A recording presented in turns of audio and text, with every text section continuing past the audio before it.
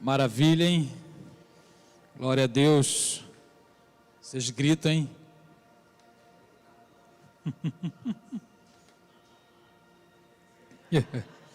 Maravilha, hein? Tem que gritar, né, velho? É assim que é bom. Que legal. Vamos lá, gente. Está preparado ou não? Mais ou menos. Vai dar certo hoje ou não vai? A gente tem até que horas, gente? Eu esqueci de perguntar esse pequeno detalhe. Cadê o... Eu era para ter perguntado isso 3 horas atrás, eu esqueci. A gente vai até que alguém me avisa quando para, aí eu paro.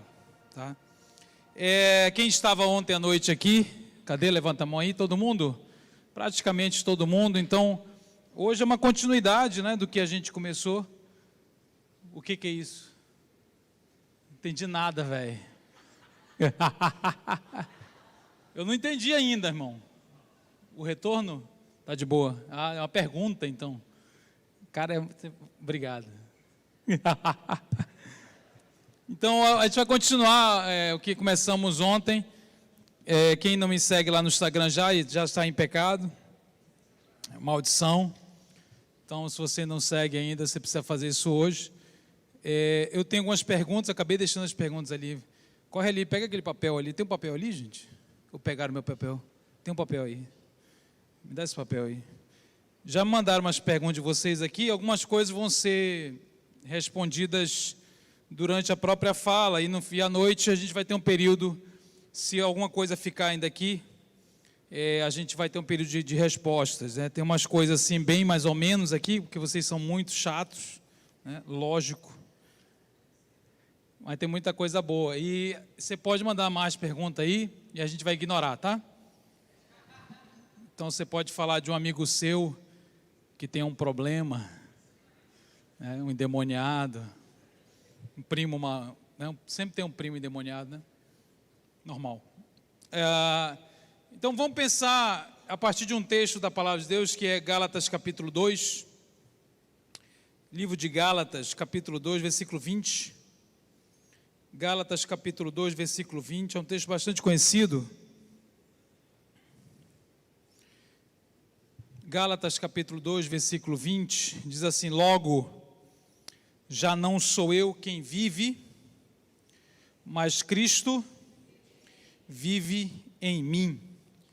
E esse viver que agora tenho na carne, vivo pela fé no Filho de Deus que me amou e a si mesmo se entregou por mim. Então esse texto ele é bastante conhecido, fala sobre o fato de que a nossa identidade, a nossa vida está em Cristo. Não somos mais nós que vivemos, mas Cristo vive em nós. Eu queria que você olhasse para o final, para a segunda parte do versículo, que fala assim, esse viver. E aí tem uma palavrinha aqui que as pessoas confundem muito, né? Porque esse viver que agora vivo na carne, né? Tenho na carne. Carne aqui, irmãos, não é pecado, tá? Porque carne pode significar cobiça, natureza pecaminosa. Nesse sentido aqui não é pecado. Carne aqui é sinônimo de corpo, tá? Então quando você lê esse viver que agora tenho na carne, significa esse viver que agora vivo neste corpo. Enquanto eu vivo esta vida, a vida que não é a vida lá no céu, né? A vida aqui, antes da consumação. Então a vida que vivemos, a vida ordinária, a vida nossa de cada dia, nesse corpo, nós vivemos pela fé no Filho de Deus que me amou e se entregou por mim. Então esse texto, por que eu estou lendo isso? Porque a nossa sexualidade é parte dessa vida que a gente tem de viver nesse corpo, nos nossos dias, enquanto Jesus não volta. A sexualidade é parte desta vida, dessa situação que é viver. Olha, eu já tenho Cristo, talvez, eu sei que aqui a maioria, talvez todos nós somos cristãos. Você fala, eu sou cristão, eu entendi Jesus, eu quero conhecer Jesus, eu quero seguir a Jesus. Só que quer dizer, a partir desse momento eu tenho que viver uma vida. Aí Paulo diz assim, que eu preciso viver esta vida pela fé no Filho de Deus que me amou e se entregou por mim. E dentro desta vida está a nossa sexualidade. A nossa sexualidade é uma coisa que nunca desaparece, né? Você não consegue simplesmente desligar a sua sexualidade. Às vezes as pessoas falam assim, mas fulano não tem vida sexual ativa. Já viu essa expressão? Vida sexual ativa é porque a pessoa fala assim, ela não faz sexo, então ela não tem vida sexual ativa. Essa frase está errada. Não existe ninguém com vida sexual desativada. Todo mundo, toda hora está ativado, ele funciona sexualmente. Quer faça sexo ou não. Sexo não é sinônimo de sexualidade. Sexualidade é uma coisa muito mais ampla. Criança tem sexualidade, você sabia disso? Criança não faz sexo, não pode, não deve, é crime praticar sexo com uma criança. Não quer dizer que ela não tenha sexualidade. Um solteiro que está em abstinência sexual tem sexualidade toda hora. Ele lida com a sexualidade dele todo dia. O casado também, mas não é só porque faz sexo. Então, sexualidade é uma coisa muito mais ampla. O que é sexualidade, então? Sexualidade é uma dimensão humana extremamente complexa, criada por Deus. Então, a gente leu isso em Gênesis 1 ontem, né? Deus criou homem e mulher e disse assim, Deus os abençoou e lhes disse, sejam fecundos. É o termozinho chato, né? O que é fecundo? Sejam fecundos, o negócio não dá para entender, né? Multiplicar, encher a terra, dominar. Então, fecundo basicamente naquele contexto, é ter filho, e para ter filho faz sexo. Então, a sexualidade aparece como algo normal, integrante do ser humano, criada por Deus, reflete a Deus, reflete o Criador, está ligada à vida, a coisas muito boas, ao próprio Deus. Então, a sexualidade é uma dimensão humana criada por Deus e administrada por nós. Administrada por nós. Você já administrou alguma coisa? Provavelmente nada, né? Você já administrou? O que é administrar? É cuidar de algo, né? Então, alguma coisa ele entregue, você tem de cuidar. Você tem de dar conta daquilo, né? E aquilo, veja, você não precisa de uma maldição para se dar mal.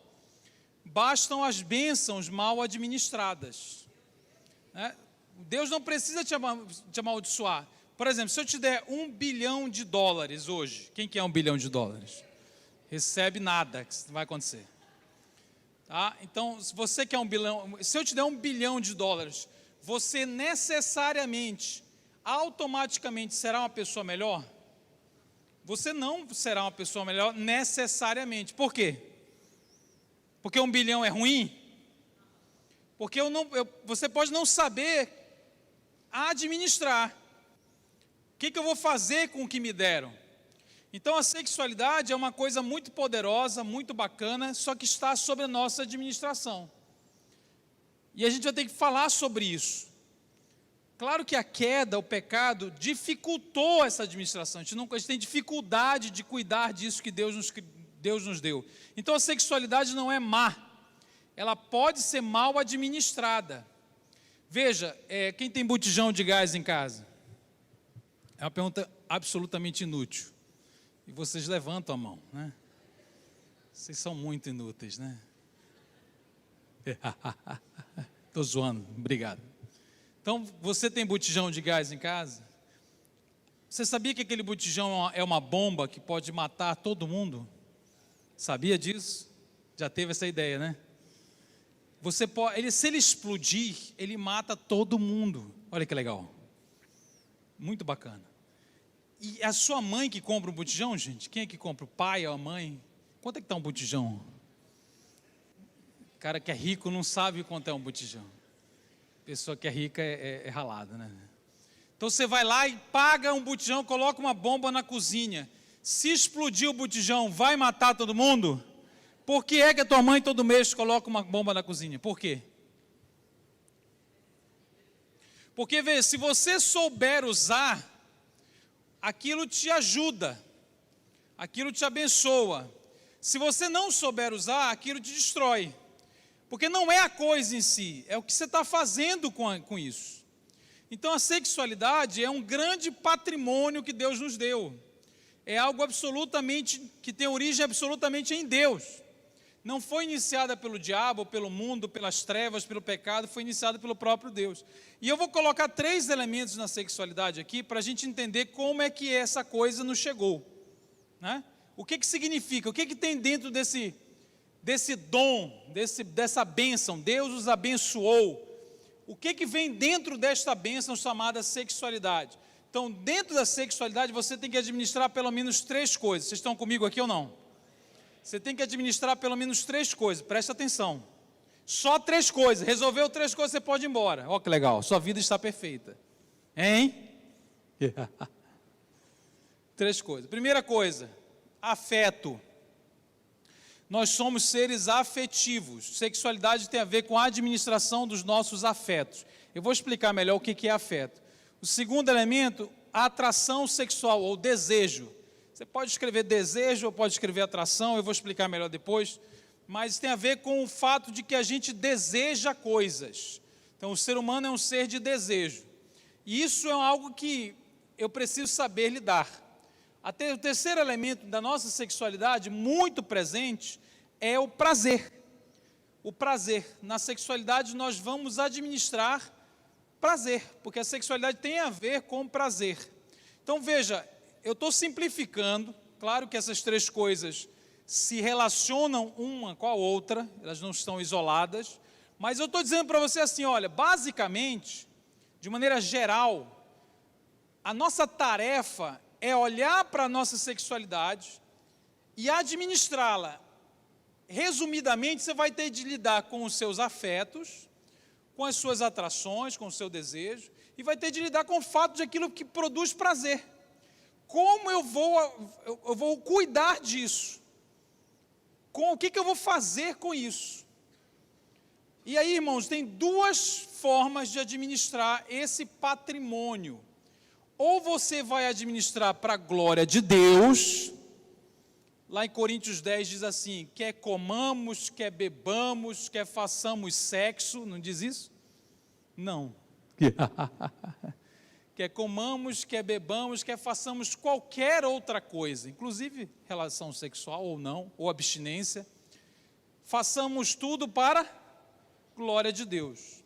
Então, eu vou ter de pegar esse negócio, afeto, desejo, prazer, eu vou ter que aprender a administrar visando a glória de Deus, ou, eu disse que só são 2 tipos de vida, ou eu vou amar alguma outra coisa mais do que a Deus e vou usar esses 3 elementos para glorificar esta coisa. Isso nós falamos ontem. Eu preciso repetir tudo que eu falei ontem? Não preciso. Então você já entendeu do que eu estou falando. Você pode estar vivendo a sua sexualidade em função de você mesmo, em função de algum ídolo. Falamos disso ontem. Portanto, você vai usar os seus afetos, você vai usar os seus desejos, vai usar o prazer submetidos a alguém, a alguma coisa. E a palavra de Deus vai dizer assim, olha, tome tudo que Deus te deu e glorifique a Deus, viva para Ele. Então eu preciso aprender a fazer isso, porque eu caí, eu era perfeito, eu fazia isso naturalmente. Depois da queda eu preciso aprender, eu preciso que Deus me ensine, que Ele me capacite, que eu seja redimido, que Ele me resgate, que Ele me conduza para que eu aprenda a pegar toda a minha sexualidade e glorificá-lo. Não é fácil, na verdade não é possível sem o próprio Espírito Santo em nós. Então o que o Espírito Santo está fazendo na sua vida? Ele não está reprimindo os seus afetos, os seus desejos e o prazer. Ele não é contra isso, ele está redimindo essas coisas. Como é que eu redimo um desejo? Eu submeto esse desejo a Cristo. Então não se trata de reprimir desejos, reprimir afetos, ou reprimir o prazer, se trata de redimir essas coisas. Redimir significa vivê-las em função de Deus, porque eu acredito que Deus tem o melhor para mim. Deus vai me satisfazer de uma maneira que o meu coração sozinho não vai me satisfazer. embora Ele não vai me dar tudo o que eu quero na hora que eu quero. Nós conversamos disso ontem também. Sim ou não? Então, irmãos, nós estamos diante de 3 elementos. Quando eu era adolescente, vocês são adolescentes, né? Vocês aqui, infelizmente, né? Estou brincando, gente. Aproveitem, tá? Vai ficar pior. Tudo vai ficar pior, tá? Sua vida vai acabar, vai ficar chata. Você vai começar a pagar boletos. Você sabe que o resumo da vida é pagar boleto e tentar emagrecer. A vida é só isso, tá? E não conseguir, entendeu? Então, é isso. Se alguém falar outra coisa, está mentindo. Eu era adolescente crente, assim, o meu testemunho é muito chato, mesmo. Eu era crente, eu nasci crente, eu fiquei crente, fui ficando crente, eu estou crente até hoje. Eu nunca desviei, é decepcionante. Eu conto, o pessoal desvia, né?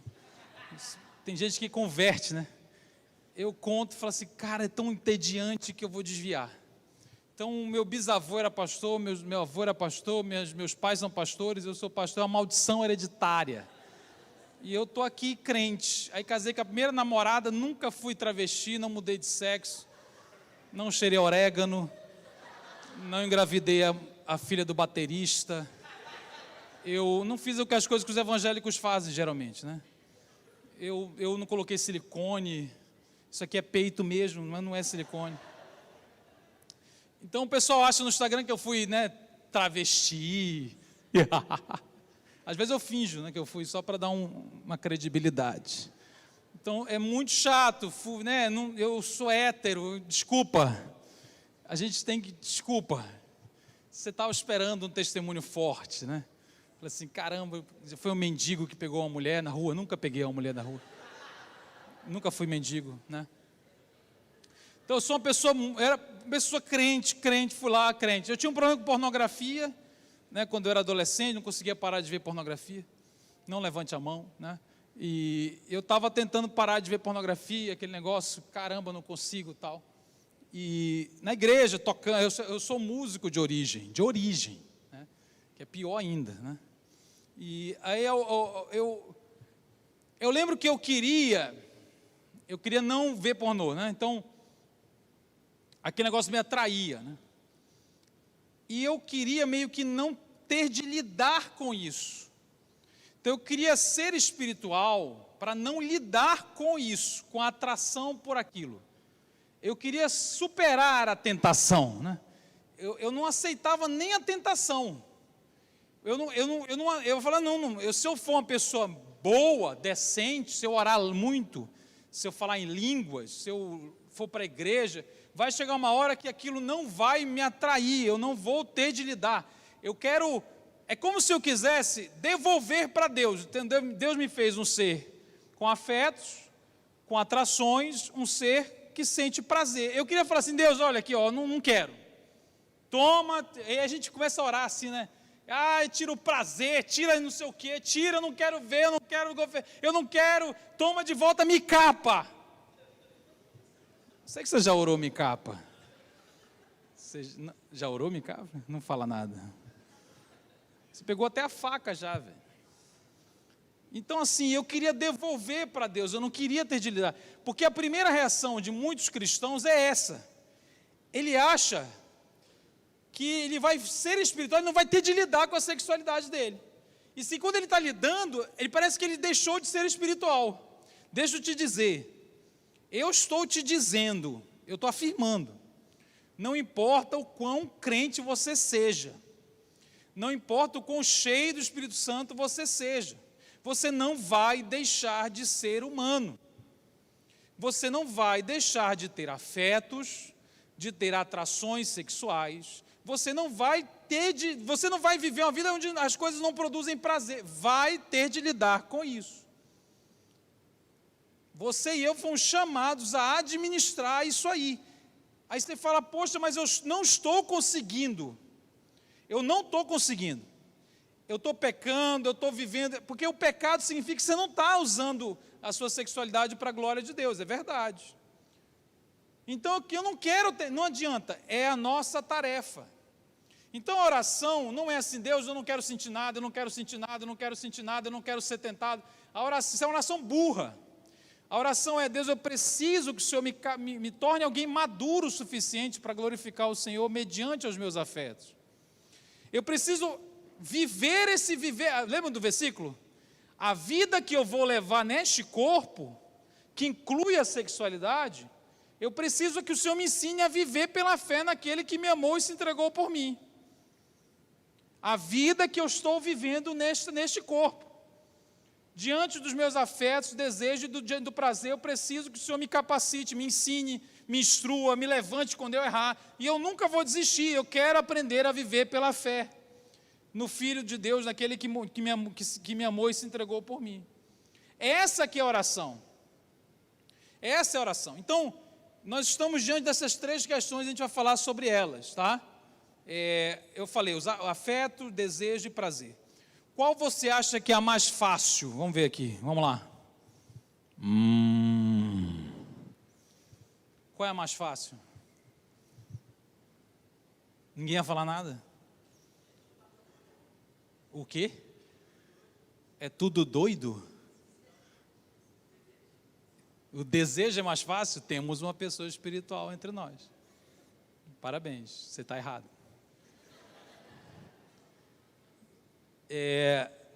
Colocaram o tempo aqui até que enfim, mano. Eu estava perguntando aqui, olha quanto tempo eu tinha. Não, está de boa, eu preciso do tempo. A pessoa fala desejo. Geralmente a pessoa fala, vocês não falaram, mas em geral as pessoas acham assim, o afeto, né?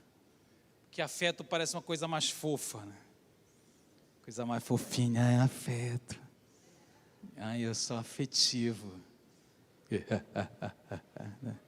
Não, não é sexo, é só o afeto, né? Não é o tesão, né? É o afeto. Uma vez eu falei tesão na igreja, o pastor ficou escandalizado. Ele falou assim, nossa, ele falou tesão. Eu falei, pastor, o senhor acabou de falar também. Então, não é aquela coisa do sexo, né? É o afeto. Eu fui pregar uma vez num lugar e o cara falou assim, não pode falar a palavra pênis. Eu falei, mas o que tem, gente? Pênis é um órgão do corpo humano. Mas o pessoal tinha um problema com o órgão, né? Não podia falar aqui também, né? Então, gente, são palavras normais, tá? Não tem nada de errado nelas, não. Então, você pensa assim, o afeto é uma coisa mais soft, né? Eu vou começar pelo afeto. Gente, afeto não é fácil. Afeto não é simples. Afeto talvez seja mais complicado do que aquela atração mais do sexo mesmo. Provavelmente é mais complicado. Afeto quer dizer uma reação emocional ao mundo. Então, você reage ao mundo emocionalmente. Você reage. Afetividades são reações. E você não controla exatamente as suas reações. Então você lê um versículo desse, Cristo vive em mim, agora eu viver que tenho nesse corpo, vou viver pela fé. Aí vou dar um exemplo pequeno para você entender o que eu estou falando. Você fala assim, eu entendi que eu devo namorar um cristão, eu não vou namorar um não cristão. Você decidiu. Você leu a Bíblia, aí você veio chorando na frente. Eu decidi, eu converti, agora é um cristão, eu vou namorar, e é isso que eu vou fazer, e você se emociona, e você decidiu, e você está convicto, e você entendeu. Passa 2 semanas, você está apaixonado por um endemoniado qualquer. Aí você fala, mas por que eu estou apaixonado por um endemoniado? Se eu decidir uma coisa, decidi o contrário. Então, viver pela fé significa que às vezes os seus afetos não vão acompanhar as suas decisões de fé. Não vão acompanhar. Afetos são reações. Você não consegue controlar. Você já tentou parar de gostar? Vou usar o verbo gostar, porque aí você entende. Você tentou parar de gostar de alguém e não conseguiu? Não conseguia? Talvez você já passou por isso, porque você não tem um botão. Né? Se você namora uma pessoa e termina, muitas vezes fica aquele negócio, porque não tem um botão, terminou, pum. O afeto, ele é um negócio muito esquisito, porque você não controla totalmente. E é engraçado porque você às vezes tenta gostar de alguém e não consegue. Não, você precisa gostar daquela pessoa, você precisa... Geralmente você não gosta da tua mãe, né? A tua mãe você não gosta. Né? Você fala assim, não gosta da minha mãe, velho. Acho minha mãe chata pra caramba. Estou brincando, gente. Quem é que não gosta da mãe? Todo mundo gosta da mãe, evidentemente. Nossa Senhora. Vocês não entenderam a piada? Deixa para lá. Vocês são muito ruins de piada de mãe. Então você fala, eu quero gostar, mas eu não consigo. Entende? Então, afeto é uma reação ao mundo que a gente não necessariamente controla. O discipulado é você aprender a viver pelo que você crê, enquanto você convive com um monte de coisa que você vai sentir. Os seus afetos vão acontecer. O que você vai fazer com os seus afetos, que é a pergunta. Então esse é o primeiro elemento. O segundo elemento é a atração sexual. Atração sexual.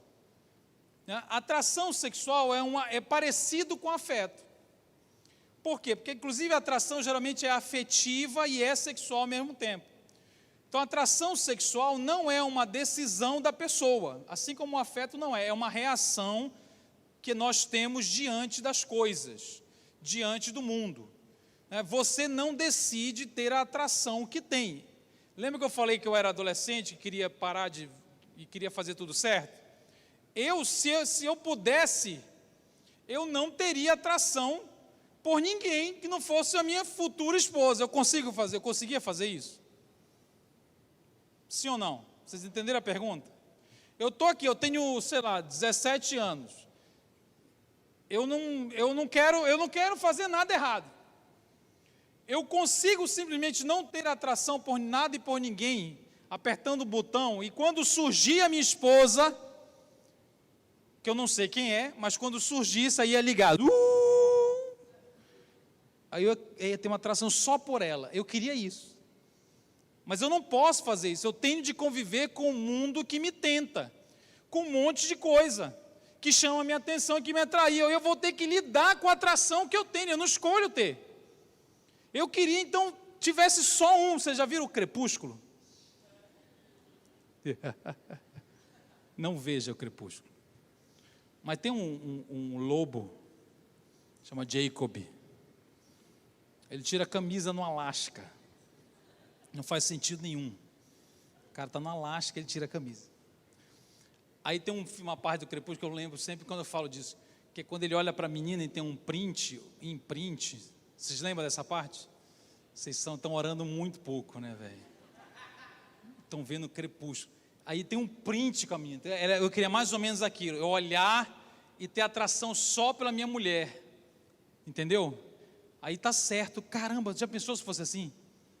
Ninguém pecava, velho. Porque estava só ali, focalizou. Eu escolho a atração que eu tenho. Tum. E aí ia casar. E aí eu pensei que eu ia casar, e quando eu me unisse, também eu ia ter só atração pela minha mulher, e definitivamente. Irmãos, o casado, ele só tem atração pelo cônjuge? O que você acha?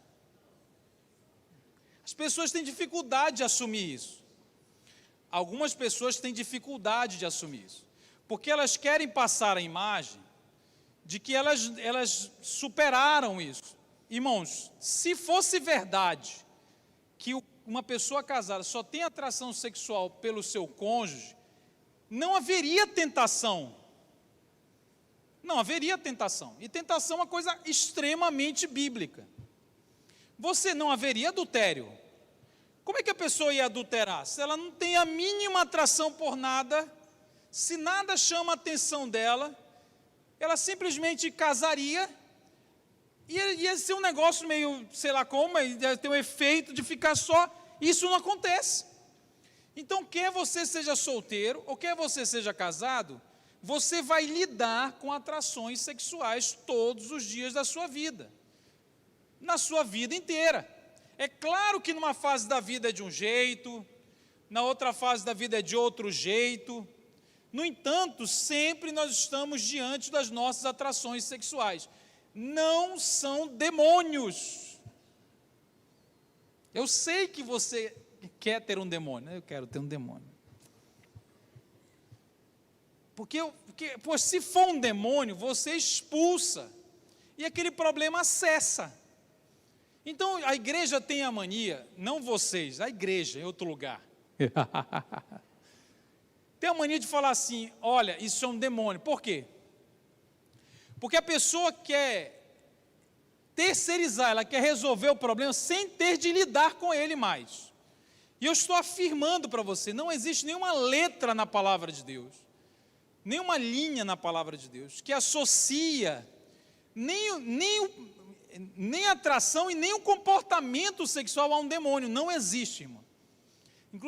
E é engraçado porque tem um comportamento na Bíblia que é associado a Satanás. Qual é?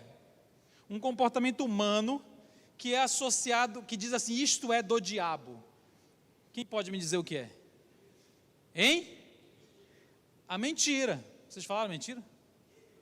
Que rebeldia. Estou brincando. Eu entendi isso, que faz sentido o que vocês estão falando, mas a mentira é mais evidente. Porque tem um versículo que Jesus diz, que o diabo é o pai da mentira, ele mente desde o princípio. Então, se existe uma coisa que é associado a Satanás, é a mentira, é o engano. A sexualidade, a homossexualidade, a heterossexualidade, adultério, não existe nenhum texto na Bíblia que diga que existe um espírito de homossexualidade. Não existe, irmão. Eu sei que a sua intenção é boa, eu sei que você está tentando ajudar, mas isso não é da palavra de Deus, porque você teria que ter um espírito da heterossexualidade também. Porque, irmãos, nós estamos aqui, a maioria de nós, estatisticamente, a maioria da humanidade é heterossexual. Inclusive, saiu uma pesquisa recentemente falando, decepcionou muita gente, né? Falando que a homossexualidade ficava no máximo até 5% da população. A homossexualidade, que é uma coisa mais vivida do que a transexualidade, por exemplo. E não chegava a 5% da população. E por que eu estou falando isso? Porque a maioria de nós estamos lidando com um problema, a gente não sabe lidar com a heterossexualidade. A gente não sabe lidar com a heterossexualidade. A gente não sabe lidar com as nossas atrações que são heterossexuais e por isso a gente está viciado em pornografia. É heterossexual. Eu estou falando uma bobagem? Ora, metade dos casamentos acabam, uma boa parte disso é porque as pessoas não sabem lidar com os seus desejos sexuais. E muitos deles heterossexuais. Então, tem alguém aqui que não está lidando com a atração? Não, isso não existe. Todos nós estamos diante das nossas atrações. O que é que a gente vai fazer com ela? Eu não escolho a atração que eu tenho. Eu escolho o que faço com ela. E não é um demônio que me possuiu, é o meu próprio coração caído. É o meu próprio coração caído. Algumas pessoas me perguntam assim, poxa, mas Deus me fez, né? Deus me fez com atrações pelo mesmo sexo. Olha a pergunta. E aí depois ele fala que eu não posso praticar a relação com a pessoa do mesmo sexo. Por que Deus me fez assim? Eu podia perguntar, poxa, Deus me fez com atrações que não são exclusivas pela minha mulher. Sim ou não? A Gisele Bündchen é atraente. Se ela me mandar um direct, o que eu vou fazer? Hein? A Gisele. Por que então ele manda eu deixará pai e mãe, se unirá à sua mulher? Pois se ele me fez com atrações tão diversas, por que ele me manda só me casar com uma mulher? Por que isso gera frustração? Olha que pergunta interessante. Essa pergunta, ela ignora uma coisa. Ela ignora uma coisa. Eu falei isso ontem. Ela ignora a queda. Você tem de entender a queda, irmão. Por quê? Porque tudo que nós sentimos hoje, tudo que pensamos, tudo que vai aqui dentro, toda a realidade externa e interna, inclusive a natureza, a praia, o mar, a árvore, tudo caiu. Então, tudo que eu sinto, tudo que eu vivo, tudo que eu experimento, não é resultado apenas da criação de Deus. Não dá para dizer assim, Deus me fez assim agora. Não, porque entre a criação do homem e o agora, tem a queda. Tudo que nós sentimos e vivemos é afetado pela queda. Significa que todos nós convivemos com afetos que apontam para coisas que Deus não aprova. Todos nós. É claro que cada um viverá isso de um jeito. E eu entendo as diferenças. Mas é também verdade que todos os seres que caíram experimentam afetos, podem se apaixonar. Eu posso conhecer uma mulher amanhã e me apaixonar por ela, se eu permitir. E no final do dia eu vou ter que olhar e falar assim, caramba, eu estou sentindo um monte de coisa, o que eu vou fazer com o que eu estou sentindo? Eu vou viver pelos meus afetos ou vou viver pela fé em Cristo? Todos nós vamos experimentar isso. Então, o que a gente precisa entender? A atração afetivo-sexual não é uma escolha nossa, nós escolhemos o que fazer com elas. Nós escolhemos o que fazer com elas. E quando a gente escolher, a questão vai ser, nós vamos viver em função de quem? É a fala de ontem. Quando eu tiver de escolher, a pergunta vai ser, quem eu vou amar mais? O que é mais importante para mim? Todo mundo vai ter atração suficiente para pecar. Todo mundo vai ter atração suficiente para pecar. Mas Davi, então você está... Eu falo Davi, me chamam de David, né? Aí vocês ficam assim, mas, né? Eu não estou nem aí. Vocês escolham. Mas Davi, então vamos lá, você está dizendo que a atração não é pecado? Mas como a atração não é pecado, se Jesus disse... Se Jesus disse que basta que eu olhar para uma mulher e eu já adulterei com ela, como é que você está dizendo que a atração não é pecado? Como é que você pode dizer isso na Bíblia? Querido, você está confundindo a atração com uma coisa que a Bíblia chama de cobiça, e não é difícil de você entender não, a diferença. Eu sei que parece difícil, mas não é, eu vou tentar te explicar. A atração sexual é uma coisa, a atração sexual é inevitável. Se você for um ser sexuado, você vai conviver com atração sexual. Não tem jeito. Inclusive, lá no Éden, lembra que eu falei que o Éden era perfeito antes da queda? Se você ler, por exemplo, Gênesis capítulo 2, que ainda não houve o pecado, tem uma parte que você provavelmente lembra, que diz assim, que Adão viu Eva pela primeira vez, depois que ele dorme, tira lá a costela, faz a Eva, ele usa um negócio que ele fala assim, ela é osso dos meus ossos, carne da minha carne, aí ele será chamado varoa, porque do varão foi tirado, aí Deus diz assim, deixará pai e mãe, e se unirá com a sua mulher, para se tornar uma só pessoa. Esse versículo aparece 5 vezes na Bíblia, em Marcos, Mateus, Efésios e Coríntios e em Gênesis.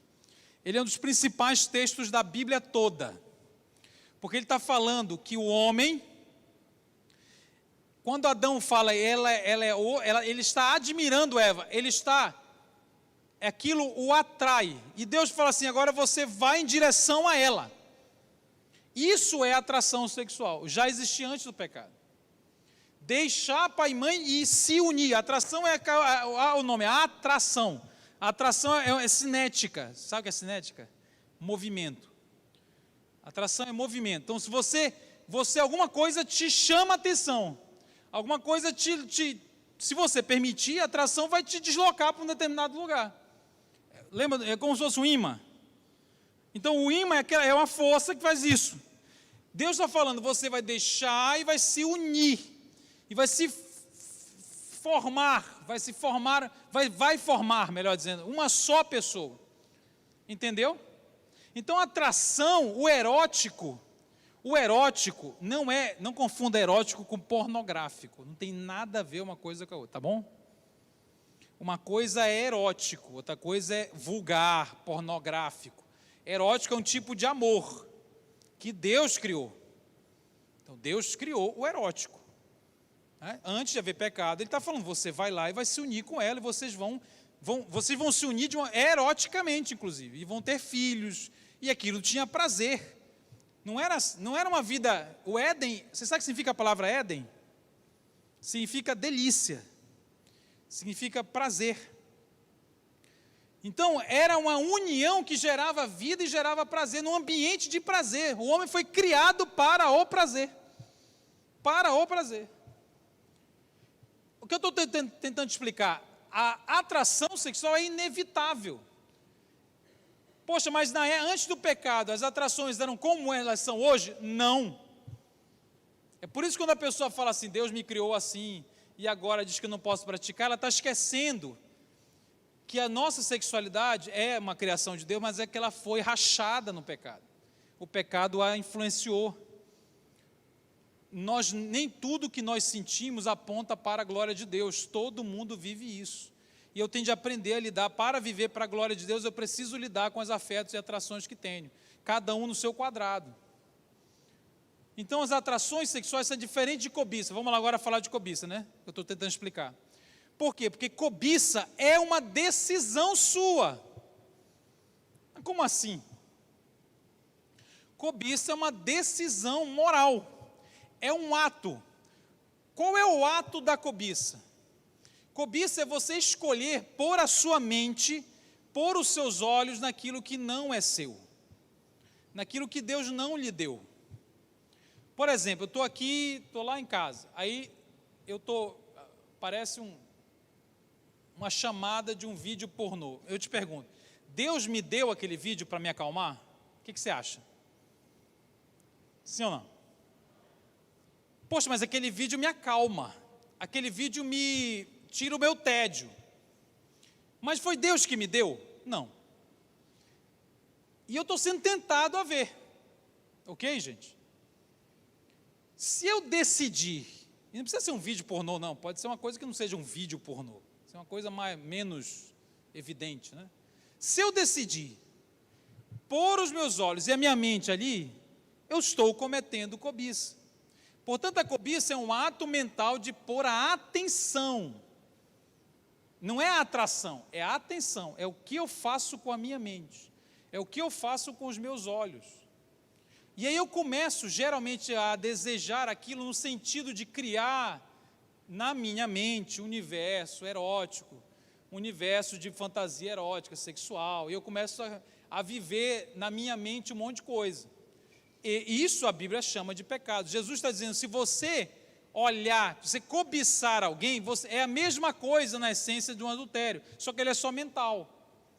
Claro que as consequências são diferentes, viu, gente? Calma, as consequências são diferentes.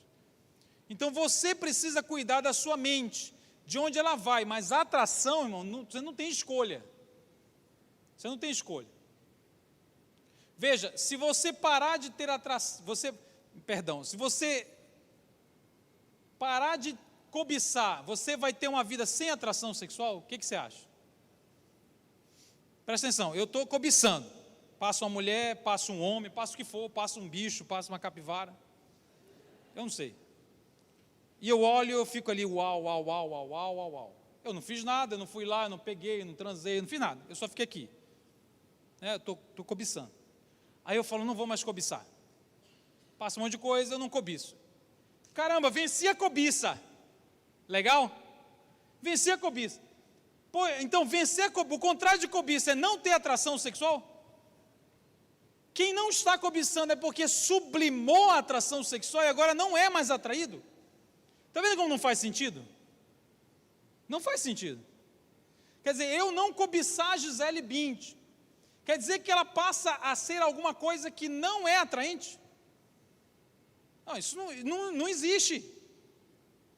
Rodrigo Hilbert está aí, Rodrigo Hilbert.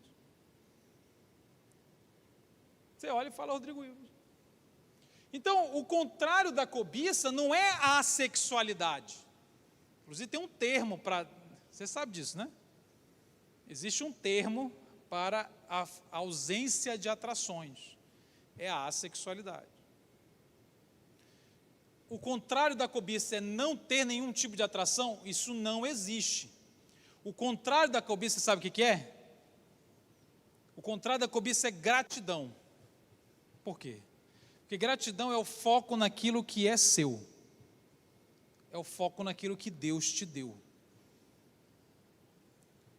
É desfrutar, deleitar, colocar a mente, colocar o coração, os olhos naquilo que é seu. E Deus quer que você faça isso. Portanto, Deus não vai tirar de você a sua sexualidade para fazer você parar de cobiçar. Isso não faz sentido. É como se você tirasse, olha que eu vou fazer uma comparação ruim, mas você vai entender. É como se alguém tirasse a fome para você parar de comer besteira. Faz sentido? Eu só como tranqueira. Aí alguém fala assim, cara, para de comer errado. Não, mas então eu tenho que, o quê? Eu vou tomar um remédio e aí vai acabar, não vou mais ter fome. Não, não é a fome, é o que você faz com ela. Então a atração sexual, ela acontece. O que eu faço com ela? Eu posso viver uma vida de cobiça ou uma vida de gratidão, que é o foco no contentamento. Deus me deu uma esposa, eu preciso focar nela. Deus me deu um marido, eu preciso focar nele. Deus não me deu marido, eu sou solteiro. Eu também já fui solteiro, viu gente? Fica de boa. Então eu tenho que focar naquilo que Deus me deu, que é a minha vida toda. Deus está em toda a minha vida. Jesus era solteiro, filho. Ser solteiro não é estar numa desgraça, num demônio, não é ser possuído. Então eu vou precisar desfrutar da vida aqui, ó, aquilo que Deus me deu. Portanto, a atração sexual é uma coisa, cobiça é outra coisa. Eu não estou defendendo a cobiça é pecado, está lá nos 10 mandamentos. Êxodo capítulo 22, o último mandamento diz assim, não cobiçarás.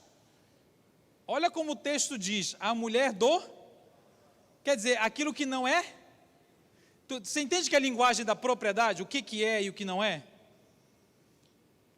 1 Coríntios capítulo 6, 18 fala assim, fuja da imoralidade. Ou não sabeis que os vossos corpos não pertencem a vocês mesmos, porque eles são templos do Espírito Santo. Significa que o corpo do outro também não pertence a você.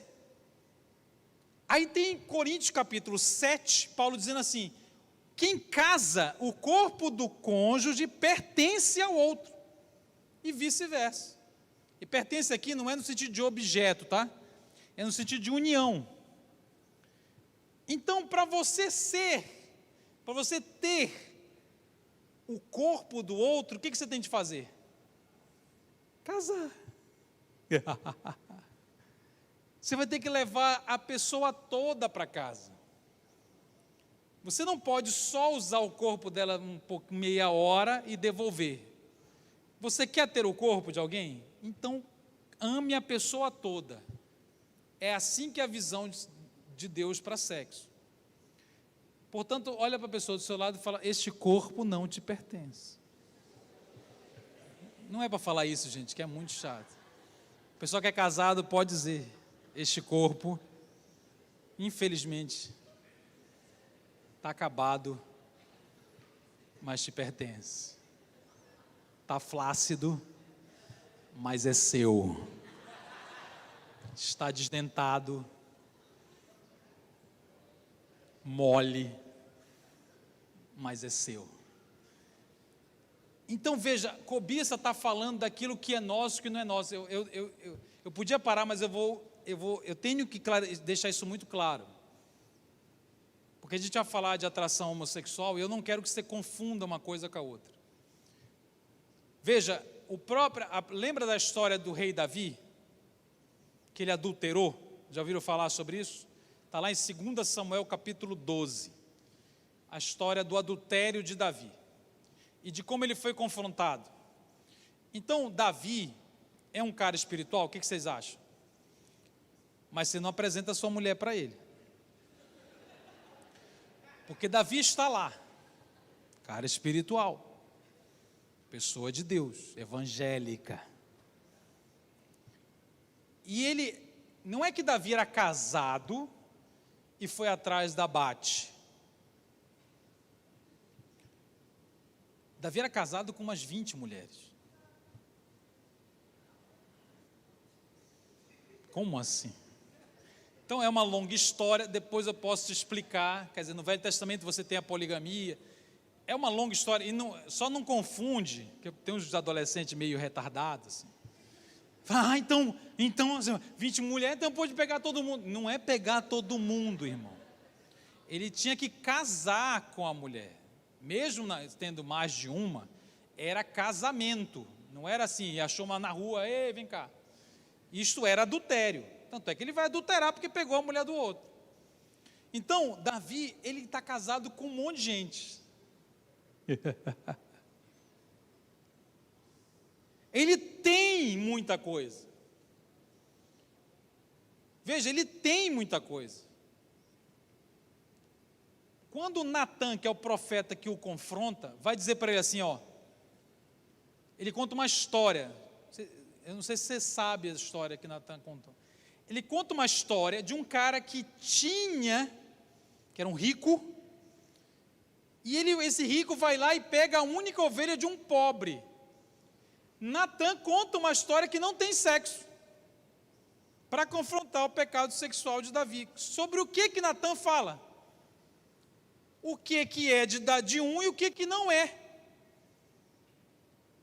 E ele está tentando confrontar um adultério, que foi cobiça, porque ele olhou, colocou a mente naquela mulher, e ele foi atrás daquela mulher, porque a cobiça deu origem ao adultério físico. E Natan está falando, tem coisa que é sua e tem coisa que não é sua.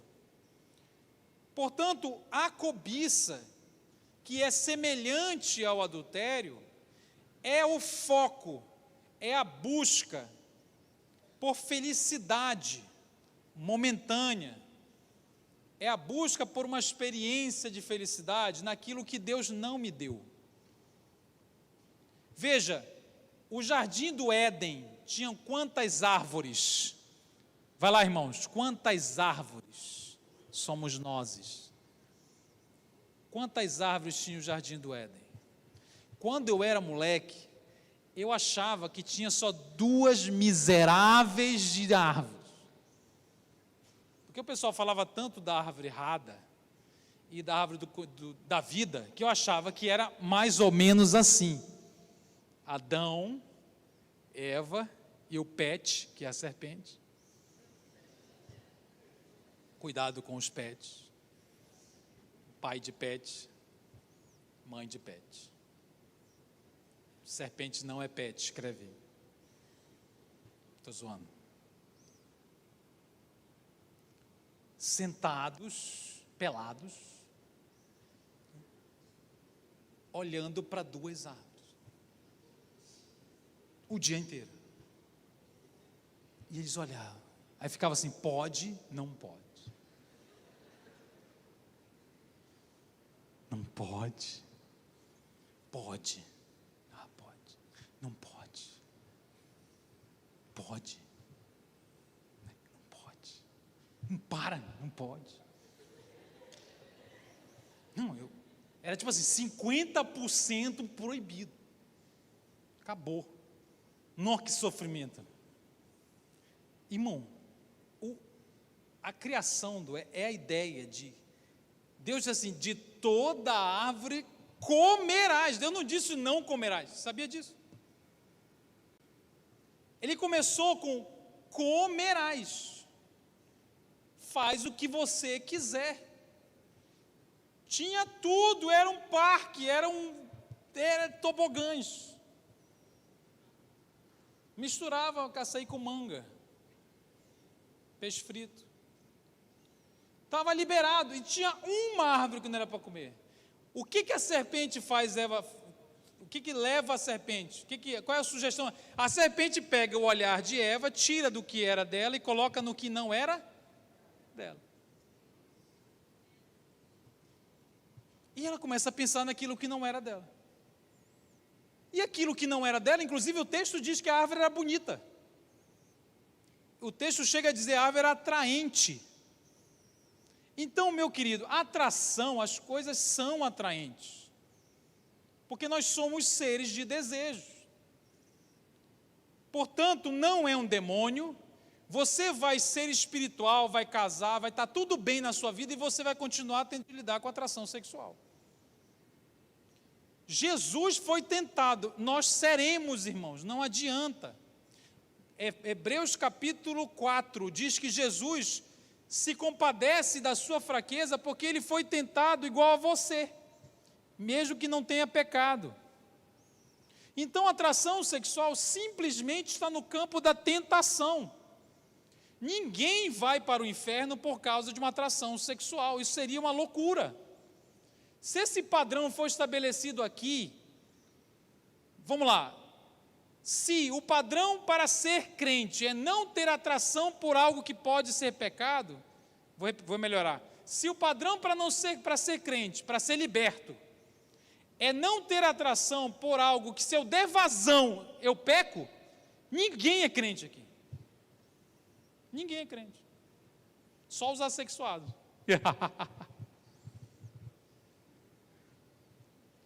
Não sei de nada.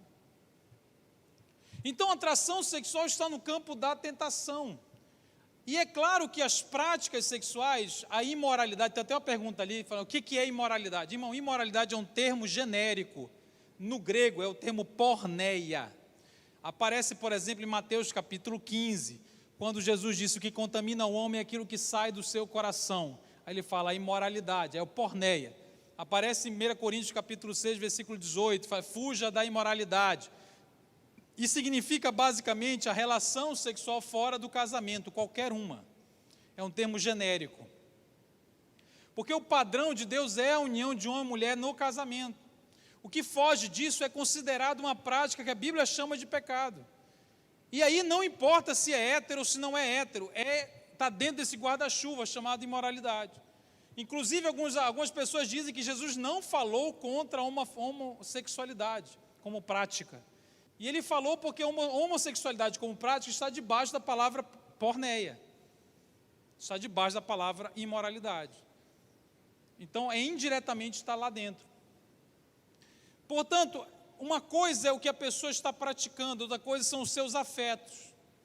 Afeto e atração. Se eu disser para vocês, eu tenho atração pelo sexo oposto, eu necessariamente estou em pecado sexual? Eu estou praticando a imoralidade? Não.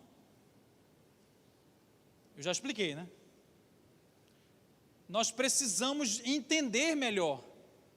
Poxa, então agora bora começar a entrar, nós temos 20 minutos para o intervalo.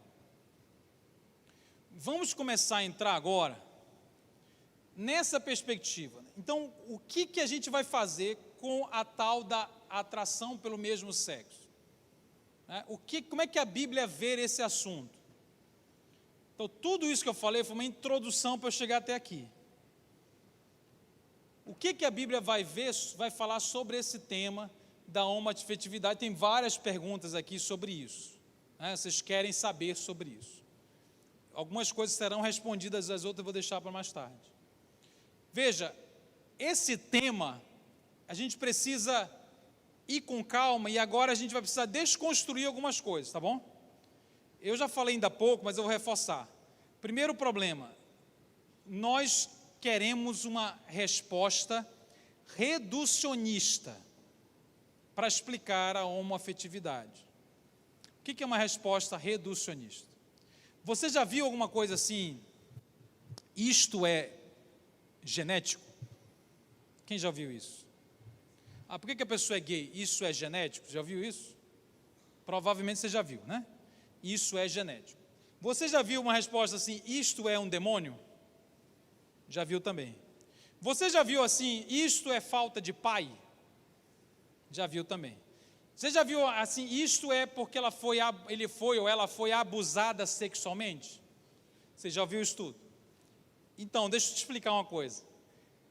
Essas coisas que eu acabei de falar são exemplos de respostas reducionistas para uma questão muito complexa. O que é uma questão complexa? É uma questão que tem muitos elementos. Isso aqui, ó. A sexualidade humana é uma coisa que é assim, ó. São várias coisas ao mesmo tempo se interrelacionando, de uma maneira dinâmica. E até mesmo cada um é de um jeito, ou seja, subjetiva, ou seja, única. Então, a nossa tendência, toda vez que a gente se depara com uma coisa muito complexa, a nossa tendência é querer reduzir. Estão me acompanhando ou não? Olha para essa parede ali, ó. Eu quero que vocês me digam quais são os elementos que constituem essa parede. O que tem na parede? Cimento. Tem cimento na parede? O que mais? Lajota? Esse é o teu problema, velho. Que lajota, tá doido? Olha para a parede, velho, não olha para mim não. Tu tá vendo lajota onde aí, rapaz? O que mais tem aí, gente? Cimento, o que mais? Tinta, o que mais? Areia, o que mais? Tem tijolo? Tem tijolo nesse negócio aí? Eu não sei também, estou igual o cara ali. Daqui a pouco ele vai dizer assim, Instagram. O que mais, gente? Tem ferro em algum lugar? Bloco? Tem argamassa? Tem argamassa? Eu não sei nem o que é argamassa. Então, ó, a gente está olhando aqui, ó. Embora você não veja o tijolo, você sabe que está lá. Então, quando alguém chega e fala assim, é genético, sabe o que a pessoa está fazendo? É como se ela olhasse para essa parede extremamente complexa, que tem coisas evidentes e coisas não evidentes, e dissesse assim, essa parede é tijolo. E você aceitasse. Não é verdade, é claro. Porque em uma frase ele respondeu o que é a parede, é tijolo. Qual é o erro? Poxa, mas não tem tijolo? Tem. O problema é que você está achando que só é uma coisa. Então, quando você fala assim, foi porque o pai não sei o quê, faz até sentido, irmão. Poxa, nós temos genes? Temos. Nós temos corpos? Temos. Os nossos genes influenciam a nossa sexualidade? Sim.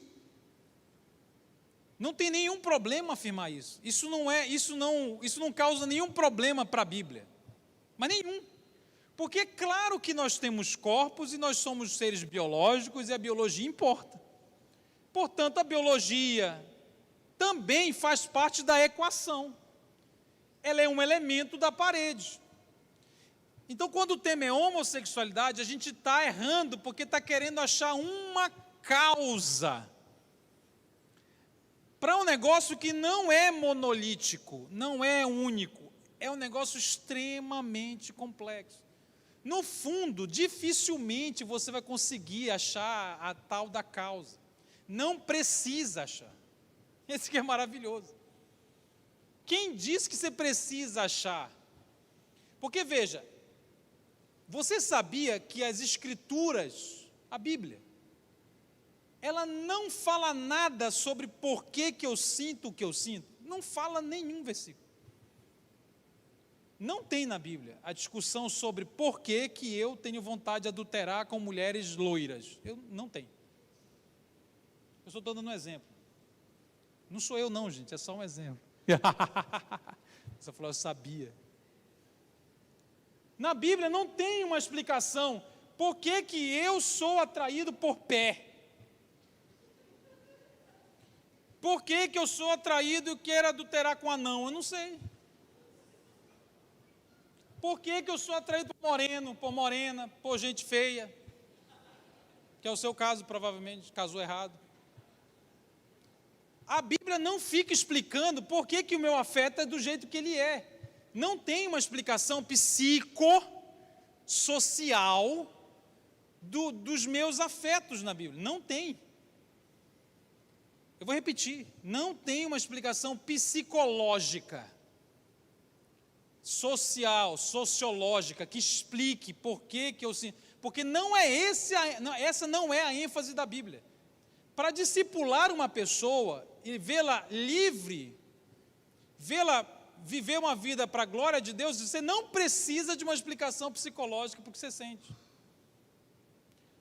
Embora você pode querer.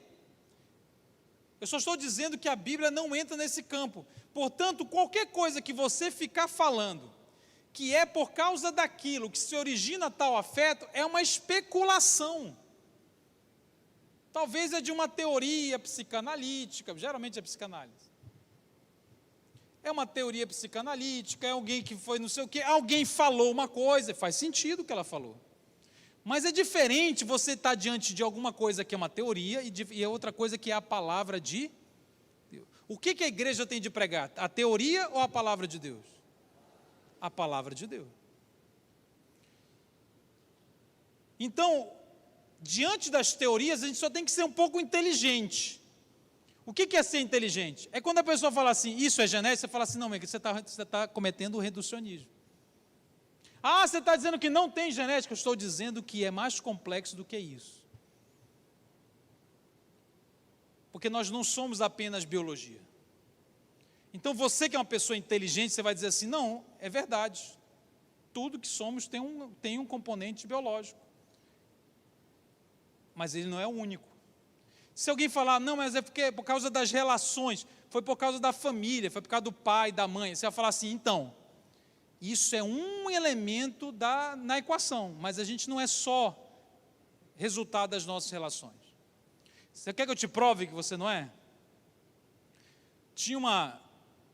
No final do século XX, aconteceram várias pesquisas, e você acha no Google muito fácil, que tentavam definir a homossexualidade como puramente genética.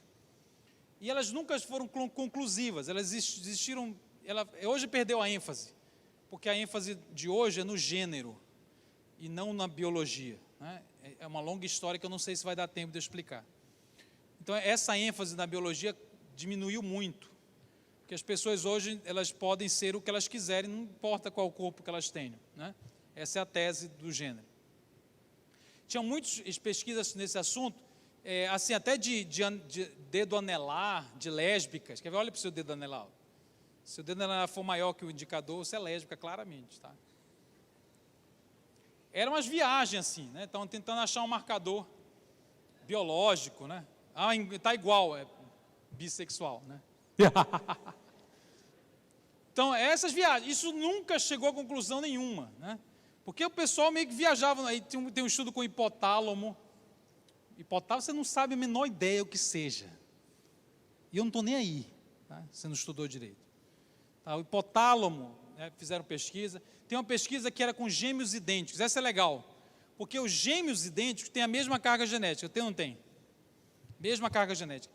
E a pesquisa comprovou que é inconclusivo, porque metade dos gêmeos tinha a mesma orientação. Eram homo, hétero, e a metade não tinha. Um era gay, outro era hétero, e assim vice-versa.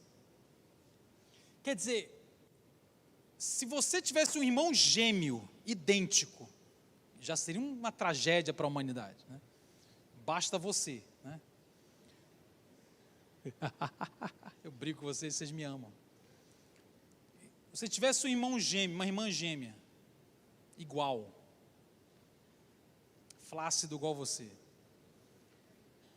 fosse criado na mesma casa, com o mesmo pai, com a mesma mãe, deixa eu te perguntar, vocês iam reagir a esse mundo da mesma forma? Não. Uma pessoa que sofre violência reage de uma forma única à violência que sofreu. Então, violência sexual, relações familiares, influenciam sim as nossas vidas, mas não existe uma tabela, irmão, que você possa falar assim, se passar por isso, o resultado é tal. Isso não existe. E o melhor, o que é mais maravilhoso, é que para discipular alguém, você não precisa desta tabela. Porque nós estamos aqui, nós sentimos o que sentimos, nós não escolhemos as atrações que temos, nós vamos escolher o que fazer com elas. A gente vai ter que confiar em Cristo. que Ele vai nos satisfazer, que Ele vai me guiar e vai me satisfazer, quer eu case ou não, quer eu sinta ou não sinta o que eu tiver de sentir. Então, eu vou lidar com coisas que eu não sei explicar exatamente. Você vai ouvir alguém, aí a pessoa vai falar da vida dela, você tem que escutar. É importante, não estou dizendo que você vai fazer assim, o que você viveu aí, isso não importa, não. Eu não estou dizendo isso. Você consegue imaginar, é como se fosse uma equação, você consegue imaginar uma equação? Vocês são adolescentes, não aguenta mais a equação. A fórmula de Bhaskara, quem sabe a fórmula de Bhaskara? Menos B mais ou menos raiz de delta sobre 2A. Eu falei antes de você.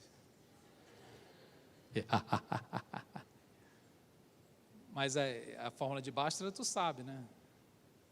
Muito bem, parabéns. Ler a Bíblia tu não quer. O pai já fala assim, né, velho? Tua mãe já chega assim, ler a Bíblia tu não quer. Eu entendo, eu sei como é que é. Aí o que eu ia falar? A equação. Então, imagina uma equação que tem, eu vou simplificar a equação, tá? Ela é mais complexa, mas imagina uma equação que tem 3 variáveis. Tem x, y e z. 3 variáveis. E você não sabe o que é, quanto custa, qual é o valor. X pode ser 1 milhão e y pode ser 1. No outra equação pode ser x 1 e y 1 milhão. Você está entendendo? Até que ponto vai uma coisa? Isso é a sexualidade humana. É uma coisa altamente complexa que tem pelo menos 3 grandes questões.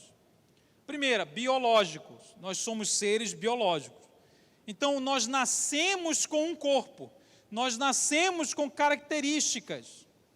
Tem pessoas que nascem realmente fora do estereótipo de gênero para aquele sexo. O estereótipo para aquele sexo. Tem meninos que já nascem e não gostam de jogar bola. Eles não são gays porque nasceram sem gostar de jogar bola. Isso é uma construção que você está fazendo. Tem meninas que nascem com características que não coincidem com o estereótipo feminino. Eu não gosto de maquiagem. Isso já é suficiente para a pessoa, poxa, mas tem uma coisa estranha. Então, sim, as pessoas nascem com certas características, nem sempre coincide com o estereótipo. Esse é o primeiro elemento. O segundo elemento é o elemento do aprendizado. Nós somos seres sociais, vocês concordam comigo? Quem aqui fala português? Levanta a mão. É muito idiota a pergunta. Nosso tempo está acabando.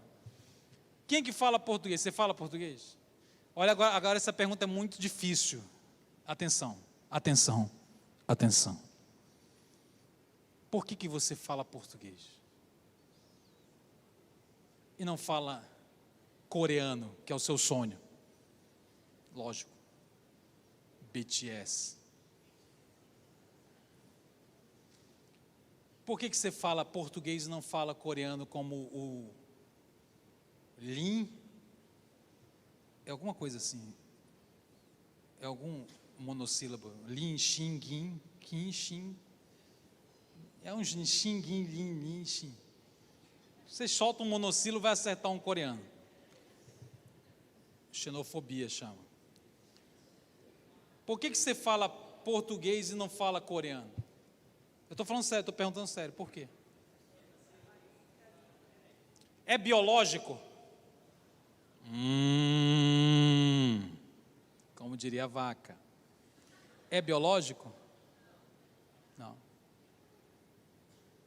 Aqui, ó. Isso aqui chama aparelho fonador. Aparelho fonador. Acordou, irmã? A irmã estava meditando. Aparelho fonador. Boca.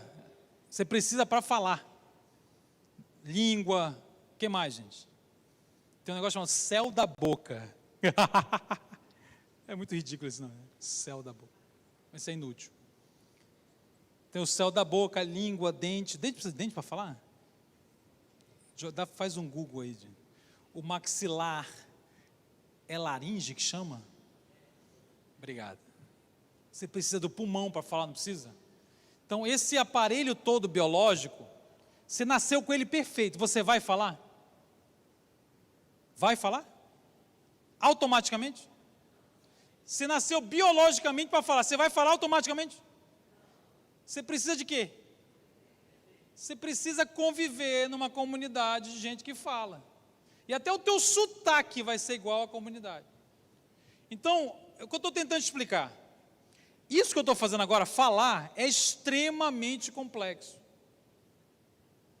Extremamente complexo. Eu estou usando a biologia, eu poderia ter nascido de um jeito específico, que influenciar a minha... Você está entendendo?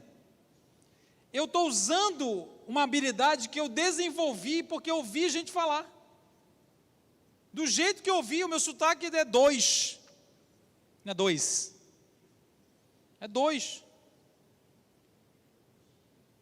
Então, veja, a sexualidade, ela é muito... Para de querer. Você tem de parar desse negócio. Mas é o quê? É nasceu, desenvolver... É tudo ao mesmo tempo, irmão.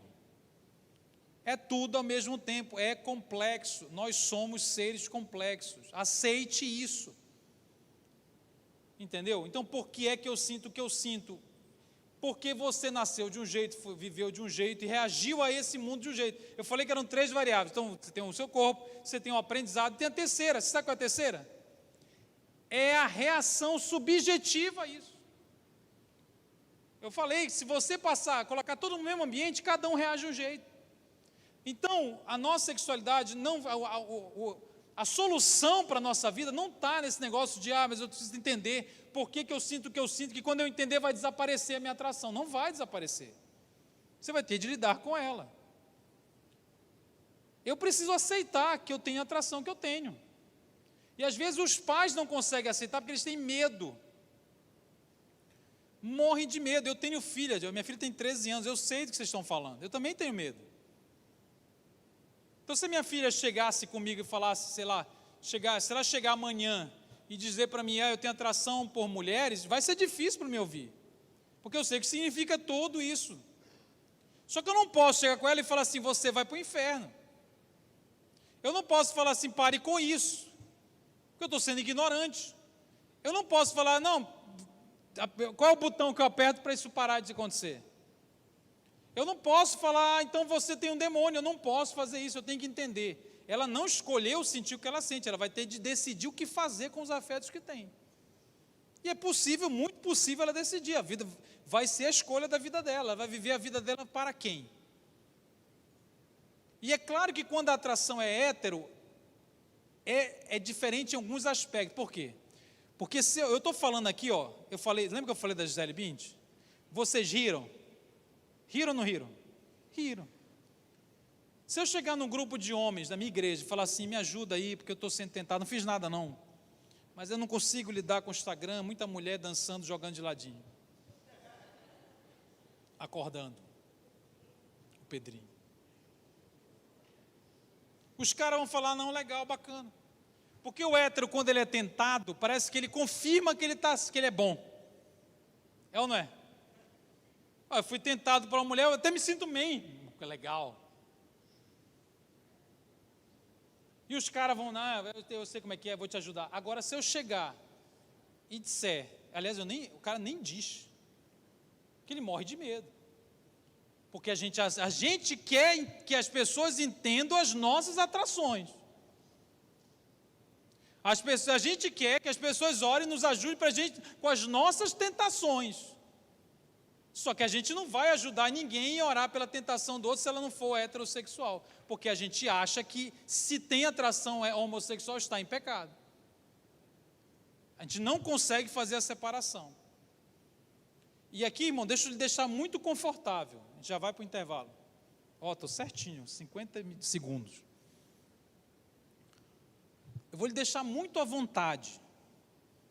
Eu não tenho nenhuma dúvida que a prática homoafetiva é pecado. Eu não tenho nenhuma dúvida quanto a isso.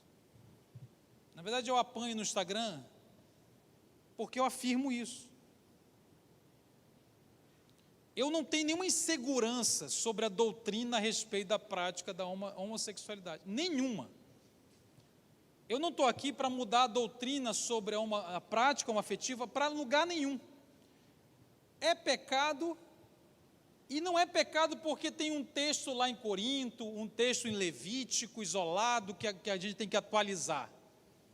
Não, inclusive a prática homoafetiva é pecado, assim como o adultério, como outras imoralidades. Você sabe por que é pecado? Porque não corresponde à vontade original de Deus, é bem mais profundo.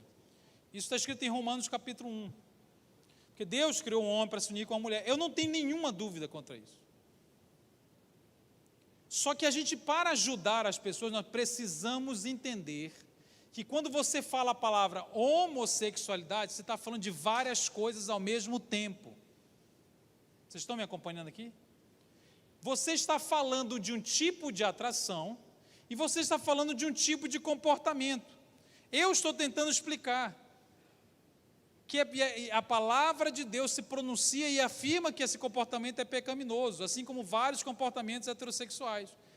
Só que uma coisa é o comportamento, outra coisa é a tentação, é a atração, que todo mundo vive.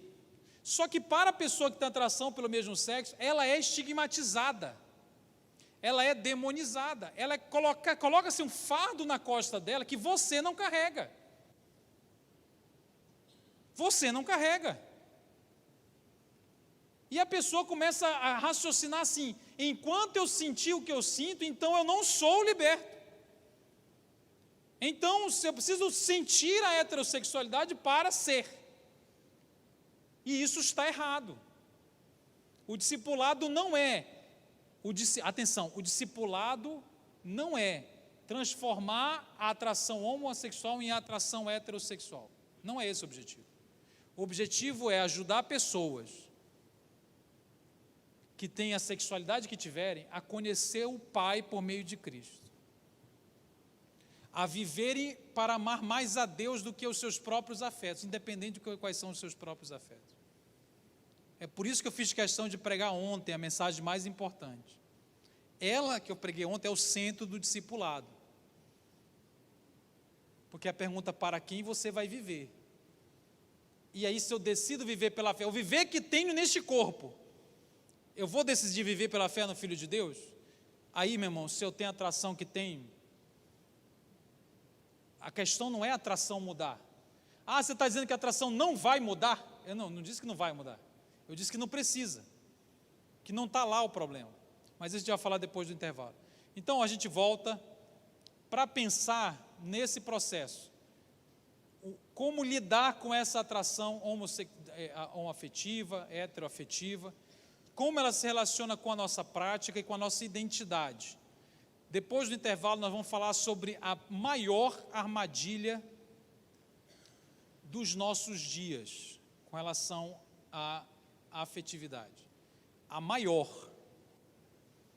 Nós vamos falar sobre o maior desafio que a nossa cultura impõe nessa área, que está pegando muitos adolescentes, está prejudicando muita gente que é cristão e não consegue lidar com esse assunto.